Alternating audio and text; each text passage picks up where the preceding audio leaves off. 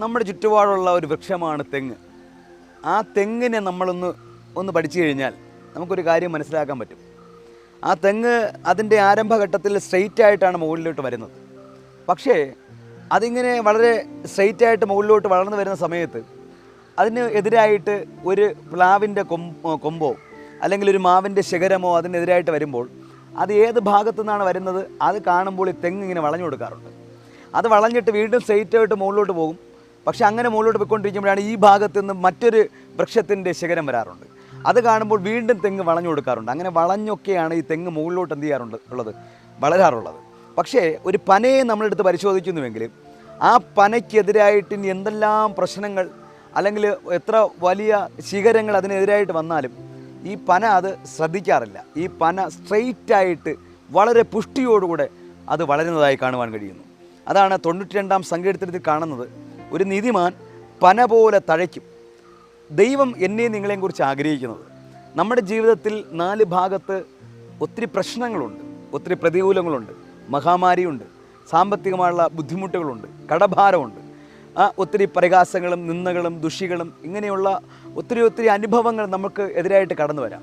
പക്ഷേ ഒരു പനയെപ്പോലെ അതൊന്നും ശ്രദ്ധിക്കാതെ അതൊന്നും വകവയ്ക്കാതെ നമ്മുടെ ഒറ്റ ലക്ഷ്യമെന്ന് പറയുന്നത് സർവശക്തനായ ദൈവമാണ്. അതാണ് സങ്കീർത്തനത്തിൽ ഇപ്രകാരം പറയുന്നു, അവങ്കലേക്ക് നോക്കിയവരുടെ മുഖം പ്രകാശിച്ചു. അതിൻ്റെ അർത്ഥം സാത്താൻ നമ്മെക്കുറിച്ച് ആഗ്രഹിക്കുന്നത് നമ്മളെന്നും പരാജയപ്പെട്ട് നടക്കണം, അല്ലെങ്കിൽ തല കുമ്പിട്ട് നടക്കണമെന്നാണ് സാത്താൻ നമ്മളെക്കുറിച്ച് ആഗ്രഹിക്കുന്നത്. പക്ഷേ സർവശക്തനായ ദൈവം നമ്മെക്കുറിച്ച് ആഗ്രഹിക്കുന്നത് നമ്മൾ ജയിച്ചവൻ്റെ മക്കളാണ്, എപ്പോഴും തല ഉയർത്തിപ്പിടിക്കണമെന്നാണ് കർത്താവ് നമ്മളെക്കുറിച്ച് ആഗ്രഹിക്കുന്നത്. ഇപ്പോൾ തന്നെ ഒരു ഇലക്ഷൻ കഴിഞ്ഞെന്നിരിക്കട്ടെ, ഇലക്ഷൻ കഴിയുന്ന സമയത്ത് റിസൾട്ട് വരുന്നൊരു ദിവസമുണ്ട്, അല്ലെങ്കിൽ വോട്ടെണ്ണൽ ദിവസമുണ്ട്. ആ ദിവസം നമ്മൾ ശ്രദ്ധിച്ചു കഴിഞ്ഞാൽ എല്ലാ പാർട്ടിക്കാരും വാഹനങ്ങളിൽ കൊടിതോരണങ്ങളുമായിട്ട് ചെണ്ടമേളങ്ങളുടെ അകമ്പടിയോടുകൂടെ എല്ലാ പാർട്ടിക്കാരും ആ വോട്ടെണ്ണൽ നടക്കുന്ന ദിവസം അവിടെ ചെല്ലാറുണ്ട്. അങ്ങനെ വോട്ടെണ്ണൽ തുടങ്ങി കുറച്ച് കഴിയുമ്പോൾ അവിടെ നിന്ന് പ്രഖ്യാപനം വരും, ഇന്ന വ്യക്തി ഇന്ന പാർട്ടിയുടെ ഇന്ന നേതാവ് ലീഡ് ചെയ്യുന്നു എന്ന് കേൾക്കുമ്പോൾ ആ ലീഡ് ചെയ്യുന്നു എന്ന് പറയുന്ന പാർട്ടിയുടെ കൊടികൾ ഉയരാറുണ്ട്. അല്ലെങ്കിൽ അവരെല്ലാവരും ഒച്ചപ്പാടുകളും സന്തോഷത്തിൻ്റെ സംസാരങ്ങളും അവർ സംസാരിക്കാറുണ്ട്. കുറച്ച് കഴിഞ്ഞ് വീണ്ടും അനൗൺസ്മെൻറ്റ് വരികയാണ്, ആ വ്യക്തിയെ പിന്തള്ളിക്കൊണ്ട് മറ്റൊരു പാർട്ടിയുടെ നേതാവ് ലീഡ് ചെയ്യുന്നു എന്ന് കേൾക്കുമ്പോൾ ആ കൊടികൾ ഉയരും. ഇതുവരെ ഉയർന്നിരുന്ന ഈ കൊടികൾ എന്ത് ചെയ്യാറുണ്ട്, താഴാറുണ്ട്. അങ്ങനെ ആ വോട്ടെണ്ണൽ ദിവസം നമ്മൾ ശ്രദ്ധിക്കുന്നുവെങ്കിൽ പലപ്പോഴും പല പാർട്ടികളുടെ കൊടികൾ ഉയരുന്നു, പല പാർട്ടികളുടെ കൊടികൾ താഴുന്നു, ഇങ്ങനെ ഉയരുകയും താഴുകയും ചെയ്തുകൊണ്ടിരിക്കും. പക്ഷെ അവസാനം റിസൾട്ട് വരുന്ന സമയത്ത് അവിടെ അവസാനം ഒരു പ്രഖ്യാപനം വരും, ഇന്നിന്ന പാർട്ടികളെയെല്ലാം അല്ലെങ്കിൽ ഇന്നിന്ന നേതാക്കന്മാരെല്ലാം പിന്തള്ളിക്കൊണ്ട് ഇന്ന പാർട്ടിയുടെ നേതാവ് ജയിച്ചിരിക്കുന്നു എന്ന് കേട്ട് കഴിഞ്ഞാൽ പിന്നെ പരാജയപ്പെട്ട ആരുടെയും കൊടികൾ ഉയരാറില്ല, അവരാരുടെയും ശബ്ദം കേൾക്കാറില്ല.